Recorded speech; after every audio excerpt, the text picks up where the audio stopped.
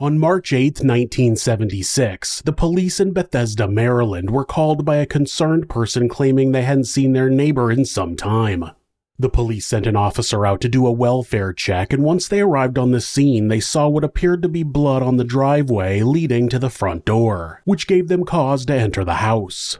Once inside, they found not only blood but brain matter on the walls and floor in multiple rooms of the house.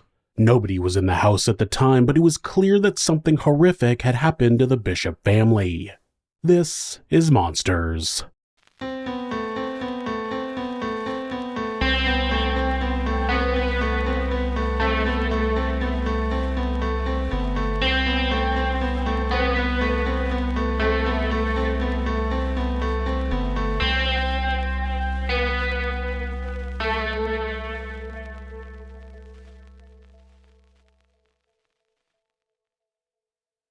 William Bradford Bishop II was living the American dream, at least on the surface.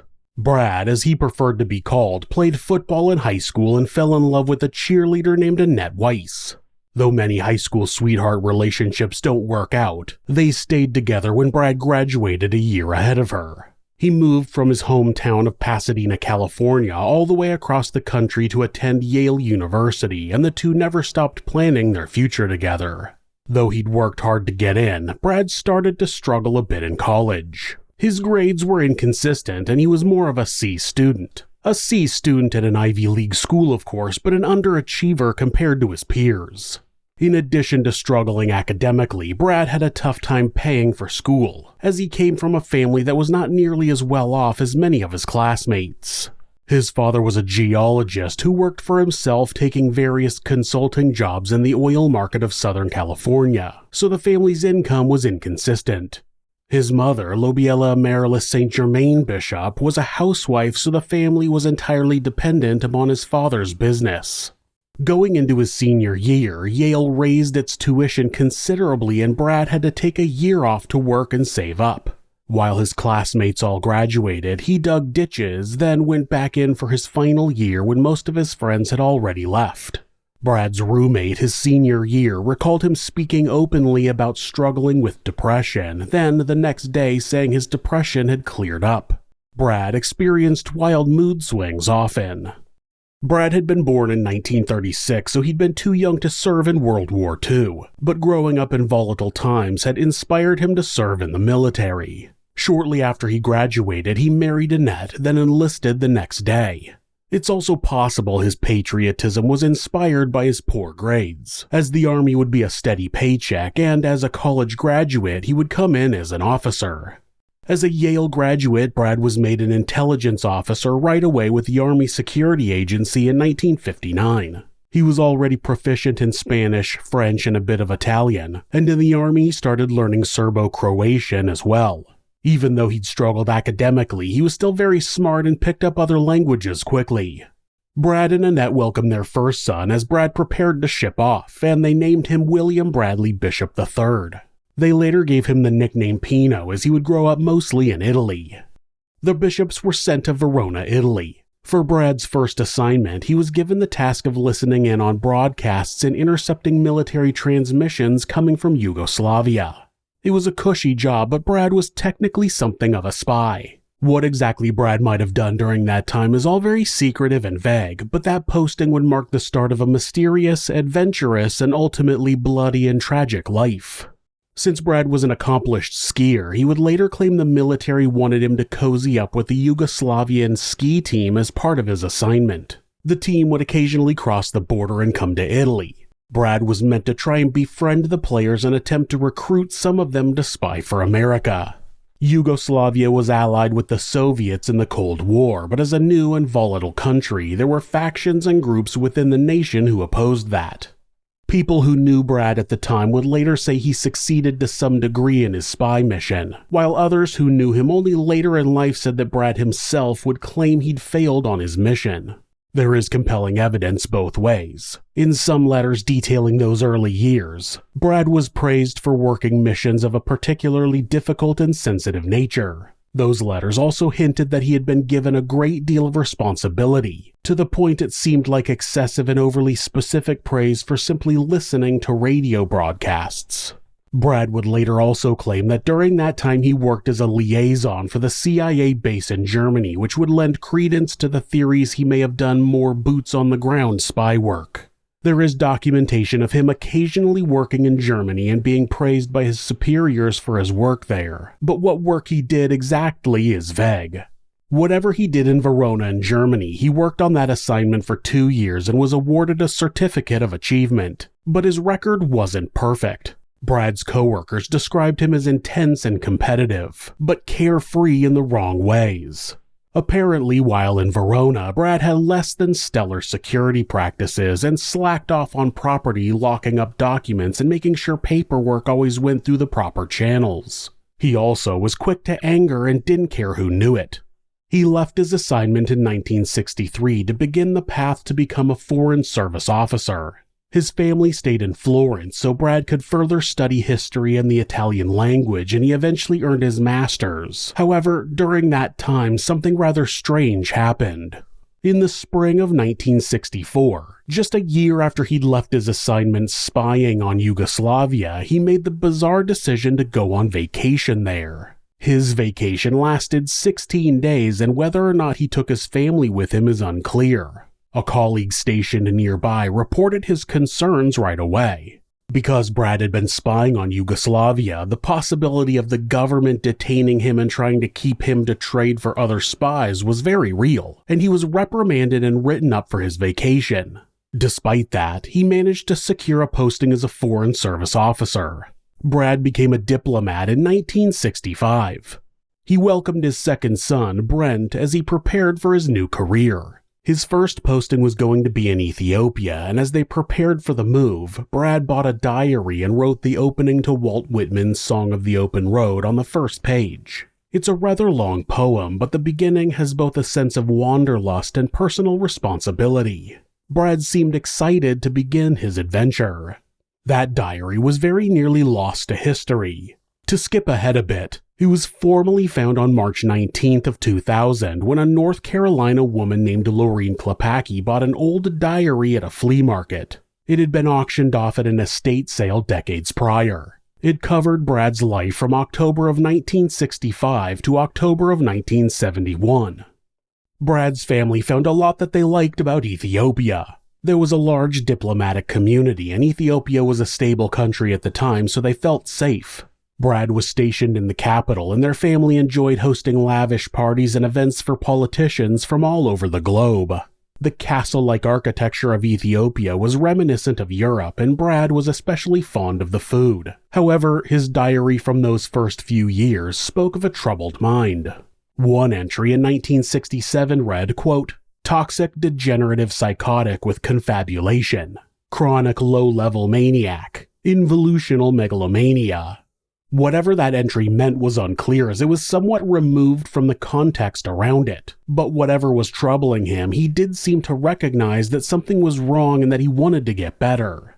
One entry written that same year read, quote, "I am getting better. I am on the threshold. I recognize now that to twist my accursed confines, I must develop a continuing and constant sense of surging for confidence, awe, and becoming in love. This is my greatest challenge." After 2 years in Ethiopia, the bishops went back to Italy, this time to a posting in Milan. They took up some of their old hobbies, skiing and tennis, and seemed happy. But those around them noticed they seemed to live above their means, but only in certain ways. Annette had fancy jewelry and furs, and they would go on lavish vacations. But their home was sparsely furnished, except for an eccentric art collection. Strangely enough, Brad would often blame Annette when the family was struggling financially. Despite Annette coming from a wealthier family than him, colleagues often noticed him making remarks about how she was from the wrong side of the tracks, or making jabs that she just didn't understand the finer things in life and how to manage money. But whatever trouble was happening in their marriage and personal lives, it seemed to be largely Brad's fault. He had at least one affair that Annette knew about by then and was not shy about flirting with other women on business trips. He was also slacking off at work. Coworkers remember Brad often skipping work in the afternoons to go play tennis. Brad wrote sparingly in his diary during that time. He mentioned his sons a few times but never mentioned Annette. He wrote a bit about dealing with severe insomnia. He would eventually go to a doctor who prescribed him Serax. That helped a great deal with his insomnia, but he was openly frustrated that he felt the medication made him sluggish. His diary entries became shorter as the handwriting became more wild. Near the end, he wrote in his diary, quote, "I cannot reconcile the total absolute indifference of God to me." He eventually stopped writing in his diary for a long time. The Bishops left Italy in 1970 and went back home to California. The State Department was putting Brad through school to get another master's degree, this time in African Studies at UCLA. The State Department needed more diplomats in Africa, and his posting in Ethiopia had been successful enough that they had faith in him. In October of 1971, shortly after the birth of his third son, Jeffrey, Brad wrote one last entry in his diary where it said, quote, "Your family grows more beautiful, and you still stand on the threshold. Outwardly, your accomplishments are great." He then proceeded to list some promotions and medals he'd received, but continued on with, quote, "Still you stand on the threshold. You have soared to the heights and plummeted each time to the depths." Eventually, Brad earned his degree and started applying for postings. Despite the need for more diplomats in Africa, Brad was having trouble getting another assignment.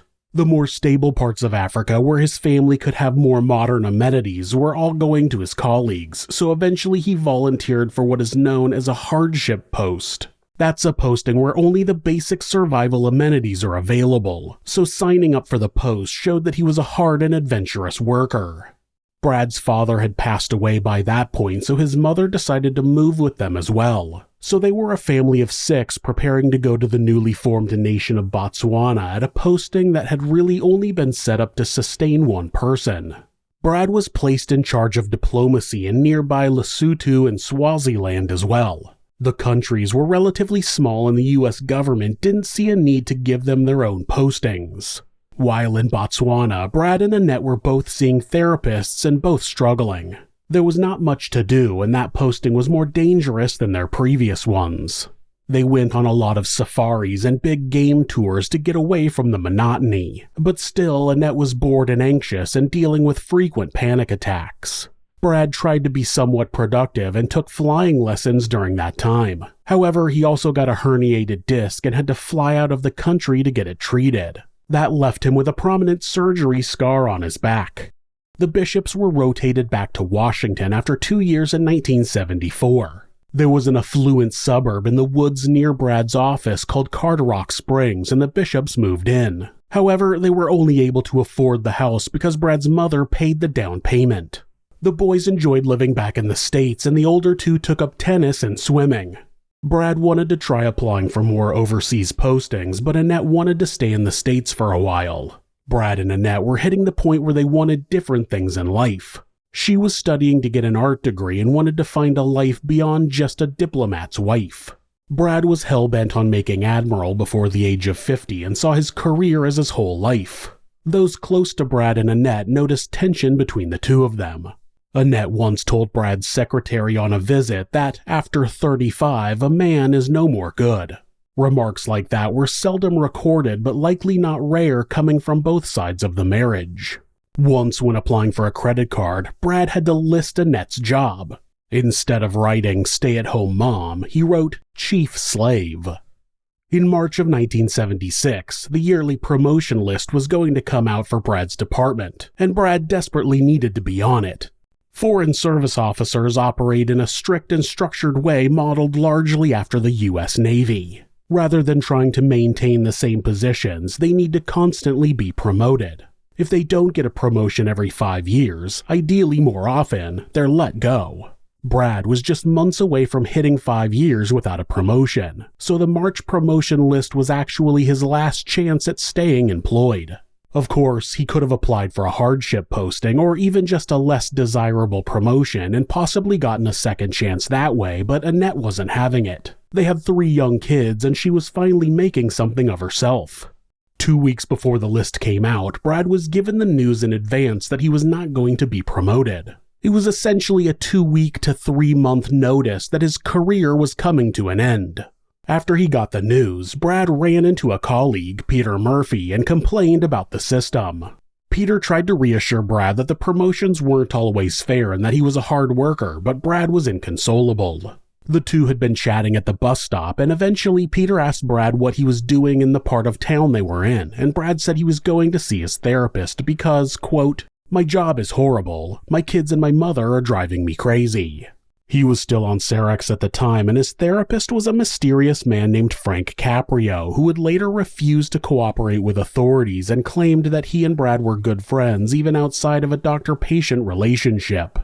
Everything in Brad's life was in chaos, but a lot of it was due to his own choices. His marriage was on the rocks, but over the course of their marriage, Brad had had at least 2 affairs and was even cheating on Annette in the spring of 1976. Whether he wanted to leave her or simply wanted to have mistresses is unclear.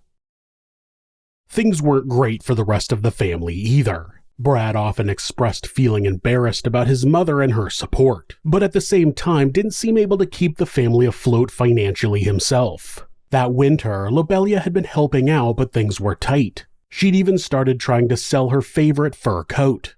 In addition to that, the family was being audited by the IRS. The day the promotion list came out, March 1st, was a Monday. There were supposed to be a few other people in the Bishop household that fateful day. A Spanish exchange student named Gabriela, who'd been living with them, just left days before. Jacques d'Amboise, a famous dancer and family friend, was supposed to spend the night with the family along with his wife, but the two canceled because Jacques hurt his knee. So March 1st began and ended with the Bishop family having the house to themselves. It was a nice day, so Brad rode his motorcycle to work. He'd booked an appointment that morning to replace a crown on his tooth, so he had a bit of a breather from the office, but it wasn't enough. He knew the news was coming, but now all of his coworkers knew he was basically being fired too. He told everyone he was feeling sick and was going to go home early. His secretary offered to call Annette for him, but he said he'd be okay taking his bike home. On the way back, he stopped at an ATM and drained the $400 the family had in their savings account. When he got home, it would have been just his mother there, if anyone. Annette had Jeff enrolled in a kindergarten program that she volunteered at, and the other boys were off at school. Shortly after he got home, he left again in the family station wagon. A neighbor who happened to be looking outside thought that was a bit odd, as normally Annette drove the station wagon and Brad had a Volkswagen when he wasn't riding his motorcycle. He went to Sears first and bought a maul hammer, which is a bit heavier but also more compact than a framing hammer. Then he swung by a gas station on the way home to fill up a gas can. The next stop was a hardware store in a nearby strip mall where he picked up a shovel and a pickaxe. He got home around 9 p.m. The family had all eaten dinner, and Pino was taking up the family phone line talking to his girlfriend. Brad got on the extension and harshly told him to wrap it up and go to bed. It seemed that between 9 and 10 o'clock, the family was preparing to go to sleep. At around 9:30, a neighbor spotted Lobelia walking the family dog Leo around the block in her beloved fur coat. Annette set up a futon downstairs with her books to study, and the boys all went to bed. The next day, a neighbor went to visit the family but found they'd vanished. They'd often go on last-minute ski trips, but to do so on a Tuesday would be strange. She went into the house through a side door, saw a pot of oatmeal on the stove, and called out, but didn't hear anyone home, so she left. That same morning, the Bishop family station wagon would be spotted 300 miles south in the town of Columbia, North Carolina. The car was spotted at 9:30 and again at 10 by 2 different witnesses who lived on the outskirts of town. Then, in the early afternoon, a nearby fire watcher spotted smoke in the area and radioed Forest Ranger Ron Brickhouse to investigate. Because the fire was still small, he was able to contain it, and after he put out the blaze, he went to see what had started it. He later said he thought he'd stumbled upon someone burning hog parts, but when he realized he'd stumbled upon a mass human grave, he called the police. Police didn't know it yet, but they'd found what was left of the Bishop family. The bodies were buried from youngest to oldest. Lobelia was laid on top of Annette, with her sons buried in descending order below her, and Jeffrey at the bottom of the pile. Brad's body was not amongst the carnage. A gas can and a shovel had simply been left at the scene, and investigators could even make out car tracks and a dog's paw prints in the sand, so they had a lot to go on to kickstart the investigation. The town of Columbia was overrun with investigators, and police started canvassing the nearby logging roads. The coroner would clean up the faces of the bodies as best he could after the autopsy, and everyone but Pino was photographed to send their likenesses to other departments to try to identify them. Pino was not photographed, as his injuries were gruesome enough that his face was not in any way recognizable. The main clue police had to go on was a tag still left on the shovel from a hardware store up in Maryland. They drove up to the store and left a flyer there with the faces of the victims. A week after the murders, on March 1st, the bishop's neighbors called the police. Authorities instantly noticed blood on the driveway leading up to the front door. The neighborhood was spread out with a lot of natural forest left intact, so no one nearby could really see the house from the road, which is why alarms weren't raised sooner. Their next-door neighbor was an occasional babysitter for Jeff, so she lent the police her spare keys to do a wellness check. The house was covered in blood, bone fragments, and brain matter. The kitchen by the side door was mostly untouched, which is why the neighbor who checked on them a week earlier didn't realize what was wrong. When local police started processing the scene, they quickly pieced together what had happened when they saw the flyer in the hardware store for the bodies found down in North Carolina. We have evidence there's blood in the 3 bedrooms upstairs and blood in the master bedroom downstairs. We also have evidence that the homicide of these 5 people took place at this residence, as we have blood that bleeds from the home out to where the parking lot is. This is where we stand right now. We have investigators going to North Carolina. They're en route now to coordinate the efforts of our department with the North Carolina law enforcement people. What about Mr. Bishop? Mr. Bishop, at this time, we don't know where Mr. Bishop is. He's missing. So is a 1974 Chevrolet that belongs to the family. Teletype has been sent from Montgomery County, all points, in reference to the station wagon to try and locate the station wagon. Is he a suspect? We have no suspects in the crime at this time. Investigators in North Carolina had found a fingerprint on the gas can, and a quick search matched it to Brad. Because locals had seen his car, he was suspect number 1. Of course, police did briefly consider the possibility that Brad had been kidnapped and was also the victim of foul play, but as the days and weeks wore on, the evidence painted a very clear picture of a man on the run. When the coroner's report in North Carolina was put together with the slaughterhouse in Maryland, investigators were able to piece together what they thought was the most likely scenario. They determined that Annette was likely killed first. A considerable amount of her blood was on the futon, surrounded by her books. Her skull had been caved in from numerous blows to the front and right side of her head. The murder weapon appeared to be the hammer Brad had purchased that same day.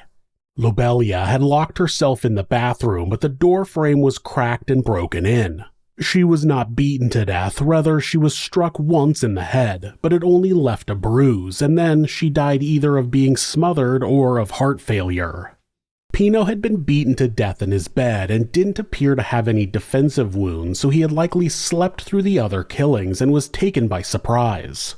He was only 14, but was approaching 6 feet tall, and his father may have judged him to be the most capable of putting up a fight. Perhaps that's why his injuries were so much more gruesome than the rest of the family. But really, the entire family except Brad's mother was beaten so severely that most of the blows were after they were likely already dead. Brent and Jeff shared a room with bunk beds. Brent was 10 at the time of his death and slept on the top bunk. The coroner's report included the phrase pulpification of brain in his autopsy report, and there were hammer marks on the ceiling from the attack. Jeff was only 5 and beaten just as viciously as the rest of the family. Brad's bloody pajamas were found discarded on a closet shelf, so it appeared as though he'd gotten ready for bed that night as if everything was normal, then killed his family in his pajamas. After that, investigators determined that Brad cleaned himself up and packed a suitcase with clothes and a shaving kit. He then loaded all of the bodies into the station wagon. He covered them with blankets and put Leo in the front seat. Why he spared the dog is anyone's guess, but some have theorized that he kept Leo in the front seat so anyone looking into his car would be distracted by the dog and not look too closely at the poorly covered bodies in the back. By 9 a.m. the next morning, he'd arrived in Columbia, just shy of 12 hours after the murders likely happened.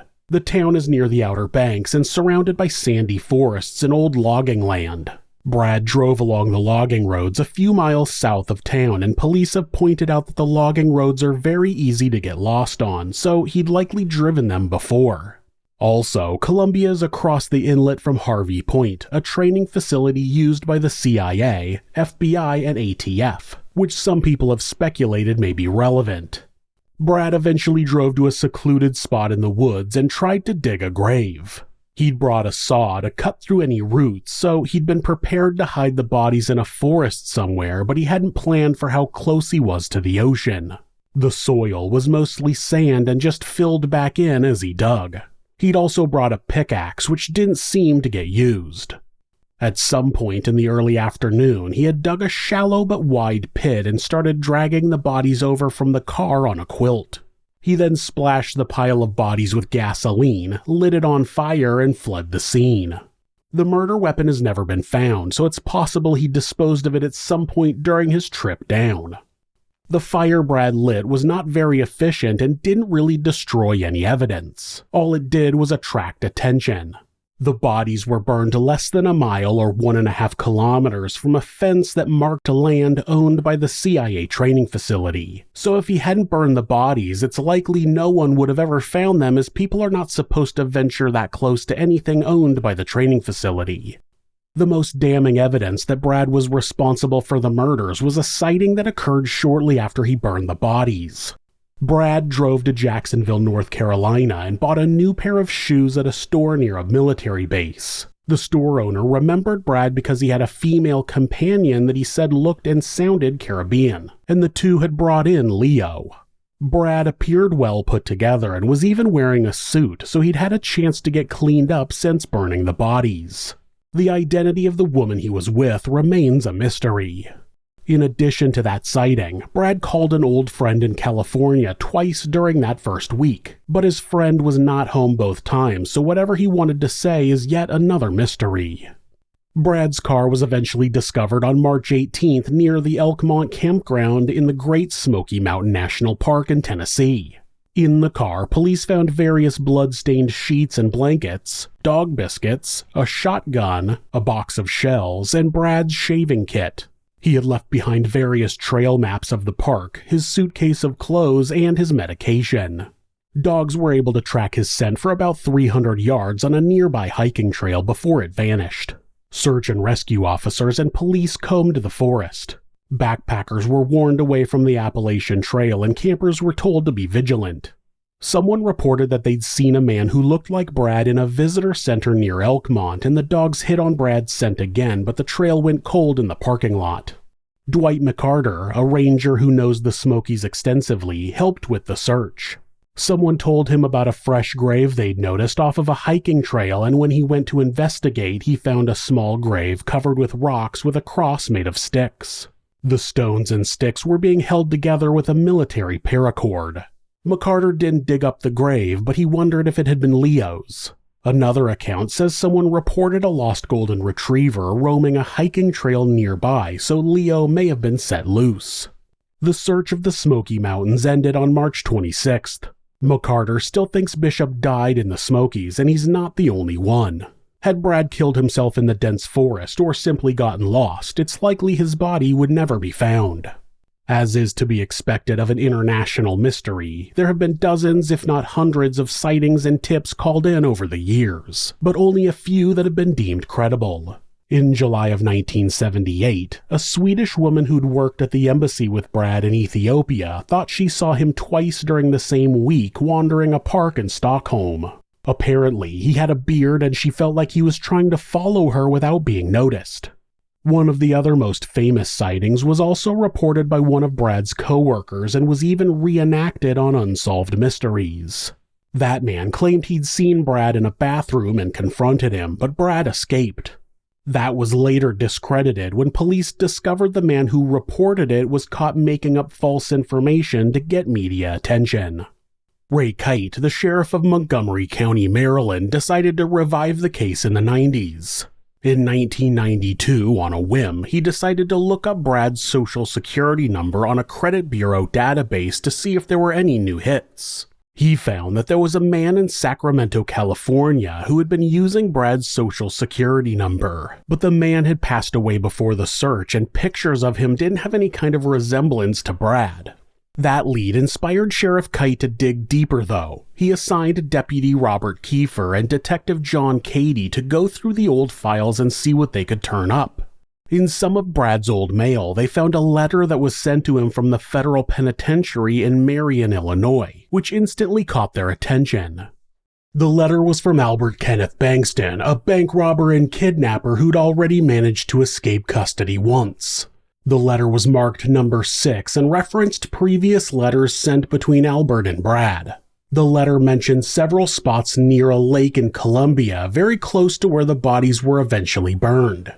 In the letter, Albert pointed Brad to a man named David Paul Allen and another man identified only as Sonny. Albert said both men might be able to help Brad with his problems and that they knew the area in North Carolina well. He also referenced that Brad had made some kind of inquiry in a previous letter and that the answer was that there was a woman in a North Carolina prison who might be able to help him. However, the letter was dated March 15th, after the murders had already happened and made the news. So it's possible Albert was just trying to pretend the two had a rapport so he could try and use the inside knowledge to get some kind of plea deal. Investigators had looked into the letter in 1976 and dismissed it because Albert wrote letters to pretty much anyone whose address he could find that was even tangentially involved in the legal system or government. He sent out hundreds of letters and had pretended to have insider knowledge about cases before where his claims were eventually disproven. Albert Bankston had died in 1983, but Sheriff Kite wanted to try and talk to this Sonny person and David Paul Allen. The man known as Sonny was already in jail and admitted to having some kind of knowledge about murder plots arranged by the Aryan Brotherhood and the Dixie Mafia. However, Sonny said he didn't have anything to do with the alleged plot to kill the bishops, but if he had known something or been involved, it was against his code to kill children. David Paul Allen initially claimed that he was not directly involved, but that he did hear that someone had been paid $25,000 and some jewelry to help Brad kill his family.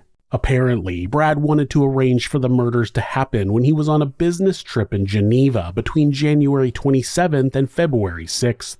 David would eventually confess to having some kind of direct knowledge of the plot and gave a bit more information. Apparently, Brad was hoping to have the murders go down while he was out of town to completely deflect suspicion that he was involved. After his family was killed, he was hoping to get a sympathy promotion to get his career back on track. He and Annette were planning Jeff's birthday party already, as it was on the 12th, so his little boy being killed just days before his birthday was meant to be extra tragic. Brad said that he would tell his family that while he was away, he'd scheduled some men to come and do some work on the gutters. That way, the family would let the men inside. Allegedly, 2 men were hired for the job and decided instead to scam Brad. They took his money and jewelry and then vanished. The whole thing had supposedly been put together by a woman in jail in North Carolina. Police could never find the woman who was said to have arranged the whole thing.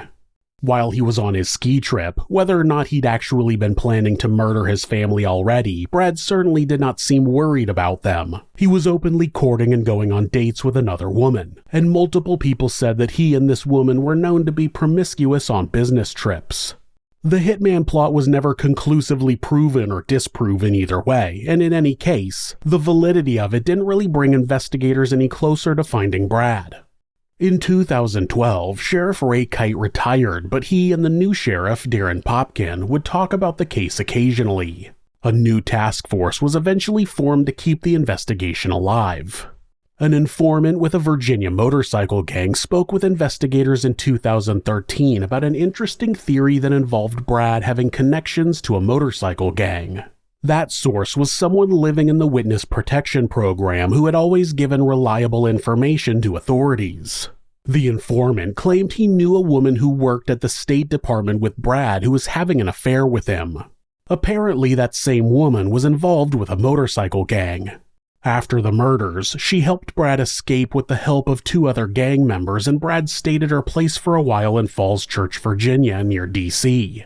They hid him until he had documents forged to leave the country, then they helped smuggle him out.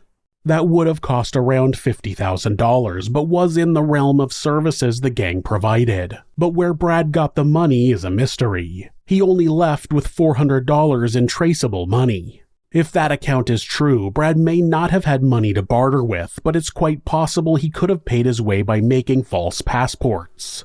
Brad had access to the materials used to make new passports and could have stolen enough to trade passports that were as good as real in exchange for helping escape. He also still had his own Foreign Service Officer passport and could have fled the country before the bodies were identified. In April of 2014, Brad Bishop was added to the FBI's most wanted list to get publicity for the case.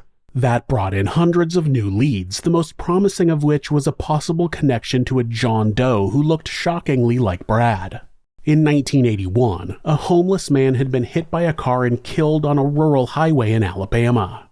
He was buried as a John Doe, but his face bore an impressive resemblance to Brad Bishop. The connection was made when a local cop near where the man was killed posted his autopsy photo in an attempt to revive the case and find out who the man was. The man even had his hair and sideburns styled the same way Brad did. The body was exhumed and everyone was hopeful they might finally have answers, but the DNA results came back negative. Twice there were tips called in about men who looked remarkably like Brad acting suspicious, one in Mexico and one in Texas. Both men were arrested and both turned out to be hiding from the law, but for other reasons. One was wanted for mail fraud and the other an arsonist, and neither one had a surgical scar on their back. A promising lead came in from France when someone called in a tip on a man who looked like Brad coming out of a house owned by his uncle. It turned out to be Brad's cousin, who bore a strong resemblance to him. Those leads were just a small handful of the ones investigators followed over the decades since Brad vanished. Though police have openly stated that they do believe Brad killed his family and it's considered a closed case, there are some who doubt that narrative. Some of his friends growing up have come forward to say that they don't believe he could have ever done something so violent.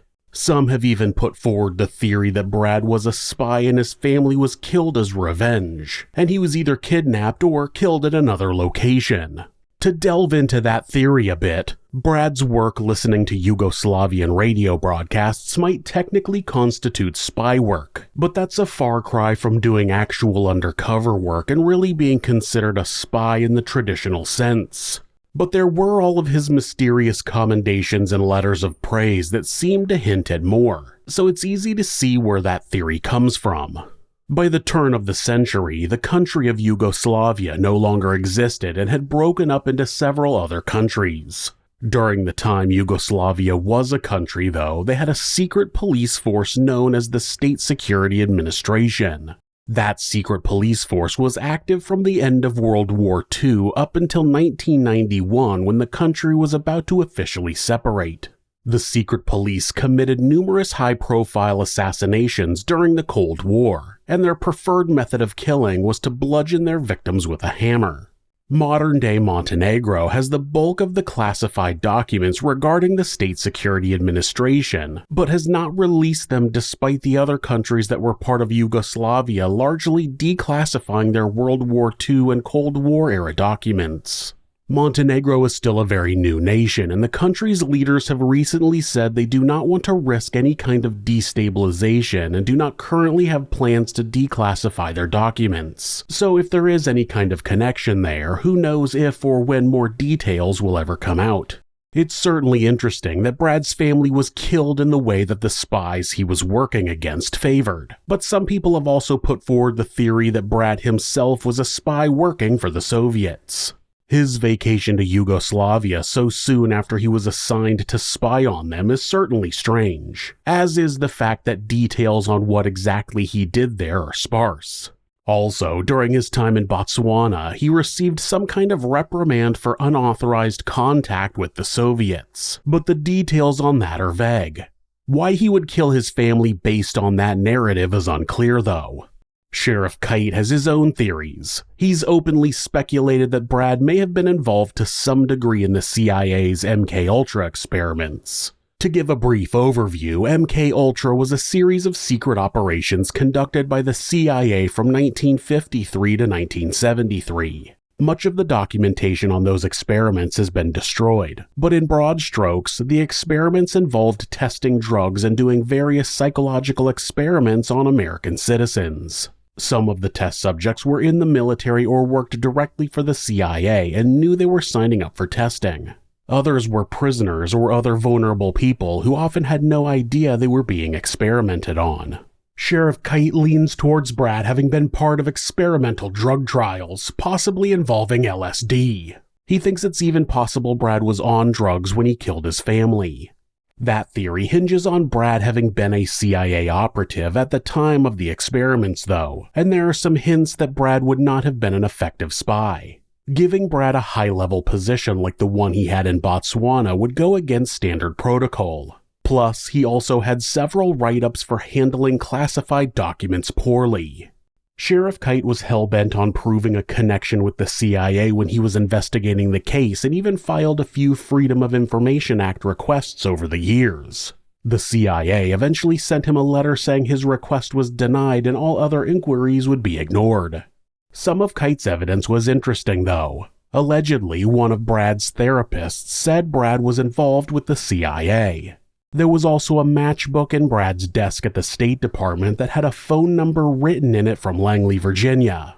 Langley is the community on the outskirts of D.C. that houses the CIA headquarters, and people will often just say Langley as a code term for the CIA itself. Sheriff Kite also believed the FBI was involved.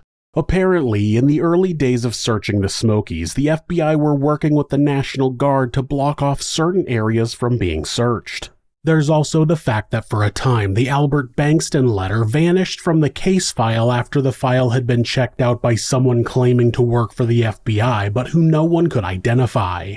The FBI also apparently blocked Kite from investigating a lead he thought was promising in Spain. Much of that evidence, though, was provided solely by Kite and not substantiated much elsewhere. But Kite isn't the only one to point out the possible FBI involvement. Jean Wadsworth had lived next to the Bishops at one point and recounted a sighting she'd had in Basel, Switzerland in 1994. She was waiting on the platform and looked into a train about to depart and saw Brad. She said he noticed her look at him and shifted a newspaper he was reading up over his face. Then, when the train left the station, he set the paper down and appeared to be laughing. She reported that to the FBI, who said they would contact authorities in Basel, but when later contacted, Basel police said the FBI never spoke with them. Perhaps the strangest but also hardest to prove anecdote about potential government involvement came from a woman named Carolyn Banks. Carolyn was a successful fiction writer who wanted to make her debut in true crime by writing about Bradford Bishop, but her publisher would not greenlight a story without an ending, so she decided to just write a fiction book inspired by the case. In 1980, she published The Dark Room about a fictional William Holland who killed his family in part because the CIA had used experimental drugs on him. Carolyn was open about the book being extremely inspired by the Bishop case during the book's release. Shortly after The Dark Room came out, a drifter showed up on her property. The man seemed nice enough and inquired about an outbuilding she had on her land. He asked if he could do some work around her land in exchange for housing in the outbuilding. He only stayed for a week or so, but was friendly to Carolyn and befriended her son. Then he said he needed to move on and asked her to drive him somewhere. He directed her to the CIA headquarters in Langley, Virginia, got out and bid her farewell. Ray Kite has been the biggest proponent of all these conspiracies. In 1998, he even went on the Today Show to talk about it. He said, quote, "I can only surmise that Bishop had some help from very high-up people in the CIA and they're very possibly hiding him out." However, it's important to keep in mind that while Kite presents some compelling evidence, his ideas also appear to be based somewhat on his disbelief that a man could slaughter his family in such a brutal way. He said to one newspaper that Brad had to be on drugs because, quote, "How else could you go into your house and bludgeon your wife, children, and mother?" But family annihilators are not uncommon. In fact, over 50% of all mass murder cases are familicide. Brad's own journals certainly revealed a deeply unstable man. In the Montgomery County Sheriff's Office, they still have Brad's wanted poster up as well as a bookshelf full of binders about the case. Kite has been retired for over a decade now, but says he still personally looks into any leads that come his way. If Brad Bishop is still alive, he would be approaching 90 years old. He's since been taken off the FBI's most wanted list due to his age. But whether he's alive or dead, the fact that there's still a task force on the case and that new information is coming forward is promising. In September of 2021, the news broke that a long-lost daughter of Bradford Bishop was found. Her name is Kathy Gilchrist, and she would have been born during Bishop's time at Yale. She always knew she was adopted and decided to take a test through 23andMe to finally see if she could find anything about her birth family. Very little is known about the circumstances surrounding her birth, and her birth mother has since passed away. But the fact that Brad had a daughter no one knew about is intriguing and helped to reignite interest in the case. Perhaps as years or even decades pass, more information about whatever became of Brad Bishop after he slaughtered his family might come to light. Maybe as more Cold War-era documents are declassified, we'll learn more about the mysterious part of his life. Or perhaps he started a new family somewhere and more of his long-lost children will be found when his kids or grandchildren take a DNA test. Or maybe he ended things in the Smokies and a hiker will stumble upon his remains one day. If new leads are still coming in, anything is possible, and hopefully one day we'll have answers as to what happened to this monster.